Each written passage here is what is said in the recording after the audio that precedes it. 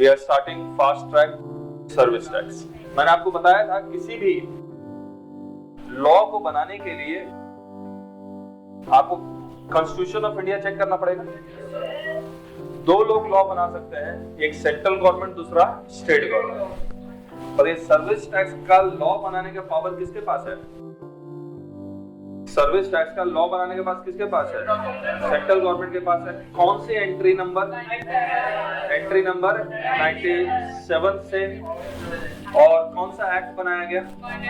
Finance act 1994। पढ़िए, constitution of India. Entry number 97 is a residual entry of list 1 union list of Constitution of India, which empowers only central government to levy tax on services. State government do not have the power to levy tax on services. Drawing power from entry number 97, central government enacted Finance Act 1994 to levy tax on services.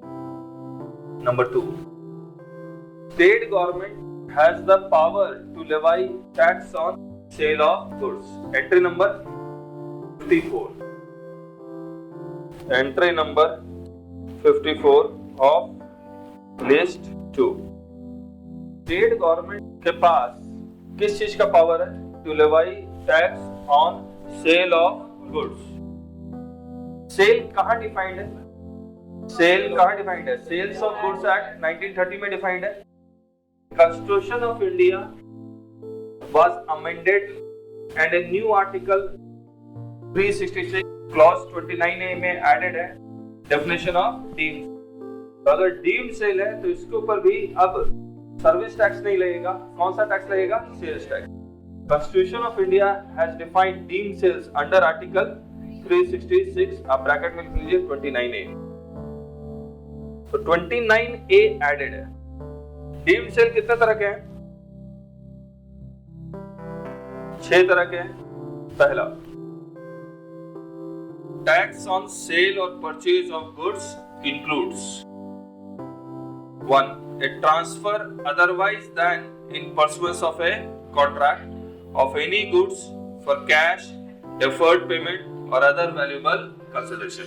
हमने आपको बताया था example, government कुछ commodity को control करती है, जैसे sugar के प्राइसेस को कंट्रोल करती है, वहां पर वो कंट्रोल्ड कमोडिटी है, वो कंपल्सरी सेल में आएगा, उसी प्राइस में बेचना और खरीदना होगा, और म्यूचुअल कंसेंट एब्सेंट है, तो सेल्स ऑफ गुड्स एक्ट में it is not a sale, but as per constitution of India now it is a deemed sale. Number 2, a transfer of goods whether in goods और in some other form. Some other form का मतलब, अगर मैं आपको building का contract दे रहा हूं, जब बिल्डिंग पूरी तरह से बनकर तैयार होती है तो वो कौन सा फॉर्म हो जाता है? Immovable property. वैसा तो इमूवेबल प्रॉपर्टी के ऊपर सेल्स टैक्स लगना ही नहीं चाहिए, लेकिन यहाँ पर इसको क्या माना गया? Deemed sale. और इस डीम्ड सेल में सिर्फ कौन सा टैक्स लगेगा? सेल्स ऑफ गुड्स का, सीमेंट, स्टील्स, ये सब जो ट्रांसफर हो रहा है in execution of works contract, उसी पे वैट लगेगा। तो transfer of goods whether as goods or in some other form involved in the execution of works contract। तो कॉन्ट्रैक्ट ऑफ मटेरियल पे लगेगा वैट, कॉन्ट्रैक्ट ऑफ लेबर पे लगेगा service tax. Indivisible होना चाहिए, याद रखना। Third, a delivery of goods on hire purchase और any system of payment by instalment. Fourth, a transfer of the right to use any goods for any purpose for cash, deferred payment or other valuable consideration। किसको deemed cell माना गया? Lease cell को, lease transfer को deemed cell माना गया।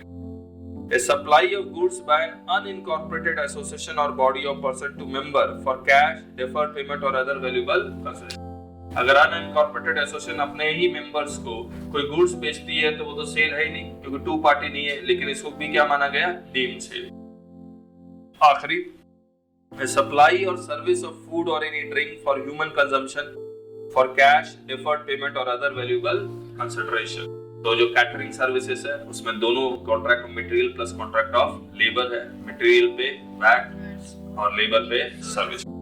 Indivisible होना चाहिए। Again divisible है तब तो कोई दिक्कत ही नहीं है, मटेरियल पे वैट लग जाएगा और लेबर पे सर्विस टैक्स लग जाएगा। In the above cases, service tax cannot be levied since treated as deemed sale of